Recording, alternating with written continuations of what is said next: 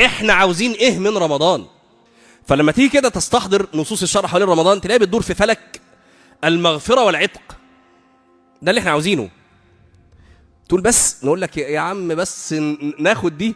هو انت انت لو غفر لك ذنبك سعدت، لو عتقت من النار فزت، مش كده؟ فتلاقي ايه؟ من صام رمضان ايمانا واحتسابا دخل الفردوس الاعلى، كده غفر له ما تقدم من ذنبه. شايفين يا جماعه النصوص عامله ازاي؟ عجيبه. يعني انت داخل على رمضان بقى بنفسيه الا انا هصوم بقى فعشان تعمل ايه؟ عشان تنال ايه؟ يا رب اللي انا عاوزه اخرج من رمضان مغفور لي، مغفور لي. من صام رمضان ايمانا واحتسابا غفر له ما تقدم من ذنبه. من قام رمضان ايمانا واحتسابا غفر له ما تقدم من ذنبه.